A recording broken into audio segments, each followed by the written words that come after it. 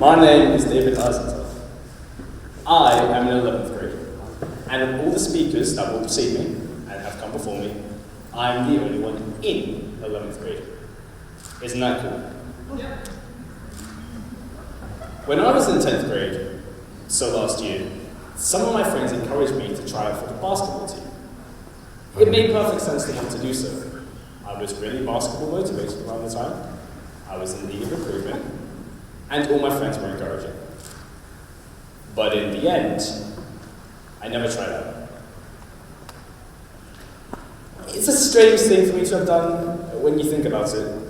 If I'm worse than in need of improvement, why not join the team so as to help me improve? It only seems logical, right? Well, the reason I never bothered to try out is because I told myself that I'm not good enough. I won't conflate this with some sort of deeply internalized self-worth issue. I just figured that I wanted to get better before joining the team. And then summer happened and I didn't practice for months, so that was all I could do.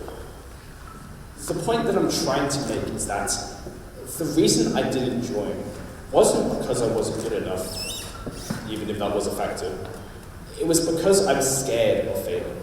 I was scared of potentially being denied that position. So to me, it only felt logical to just not try out. You know, avoid the embarrassment. How can you fail if you don't try?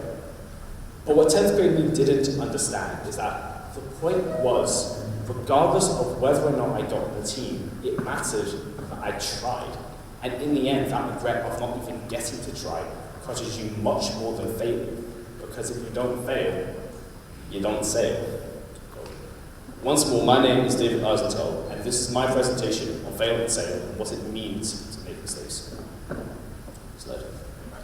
First, I think it helps to understand what I mean by failure, since I believe it's a bit of a strong word, and I can understand that it can be taken the wrong way. For example, the Cambridge Dictionary defines failure as the fact of someone or something not succeeding. And Collins Dictionary defines failure as a lack of success in doing something or achieving something, especially in relation to a particular activity. I think these definitions are perfectly fine, and by all means correct, but for me personally, I don't believe they fully encapsulate the idea of fail and sail when you pair it together. Failing often comes with this connotation of a collapse of growth, a sheer defeat which, by all means, is far too strong for the notion of fail and sail.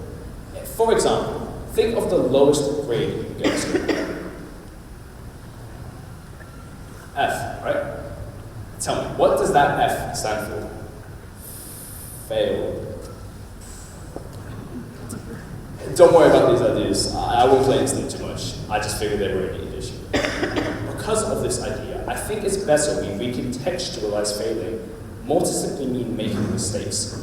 Because while it's still related to not doing the right thing, much more makes sense to a minor slip up that can be learned from, hence the sail part. To put that into working words, failure is the act of making a mistake which opposes success or growth. That's my definition. Keep in mind my words, making a mistake and opposes, so as to not give this idea of failure being a sudden end. So, discarding the sentimentality, let's tackle these ideas separately, failing and sailing, from a much more objective and somewhat scientific perspective. Keep going. You have to keep going. First, at a very base level, who amongst the crowd agrees with this following sentiment? You can raise your hand. That's one hand. Right? Some people are a bit more used to making mistakes than others, or don't mind it as much, whilst others can have an almost chronic fear of making mistakes. The point is, aversion to mistakes is a natural thing to do. Wanting not to fail is a human thing.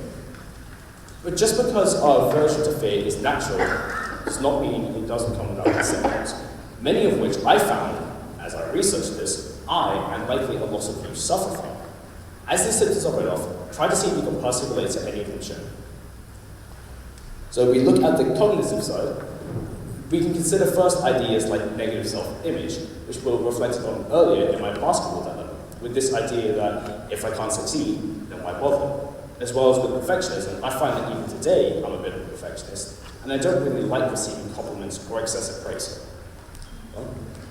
Relating to our more physical side, maybe you felt some of these during a more intense situation, like before a test, or during some big showing of talent to someone else in potential of failure. You know, like the speech.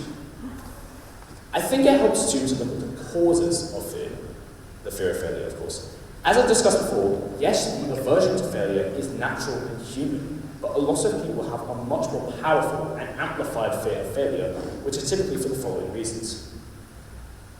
Some may already have a negative self-image that is then perpetuated by their fear of failure.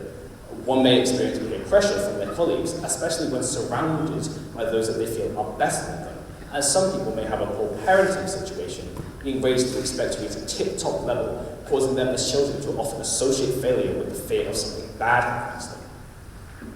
Now, all things considered and understood, it's time to focus on the big question that fail and sale presents. What do you do when you make a mistake? Naturally, there are ways to help alleviate the fear of failure.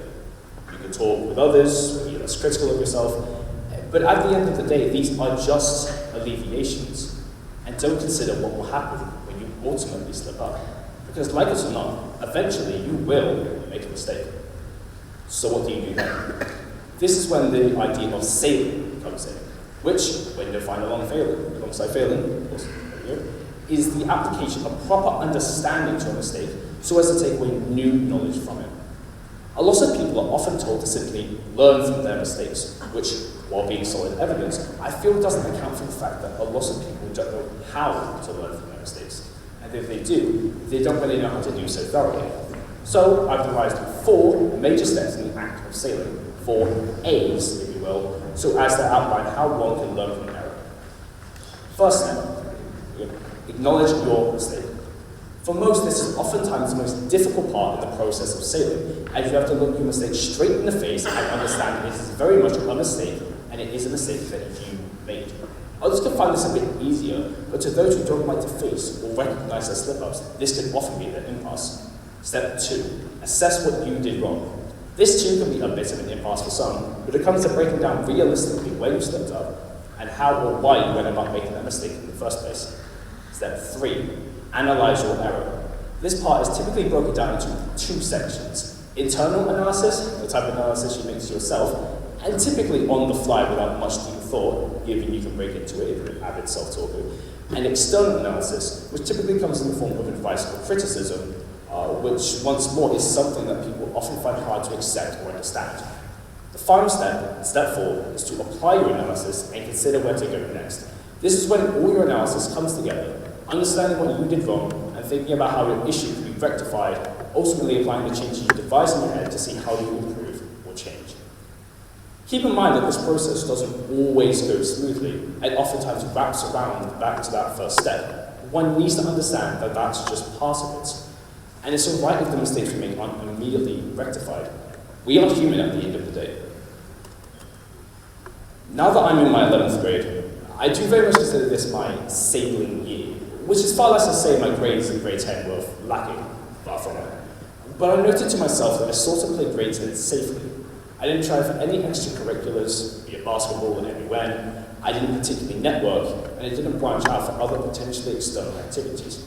I very much played it safe, which while ensuring me a mostly easy year, kind of rendered me a failure in the face of some of my more achieving colleagues. But keep in mind, just because I used the word failure doesn't mean I failed at everything. It was simply a mistake, a slip-up, one that I'm actively learning from and rectifying to this day, much as with the speech I'm currently giving.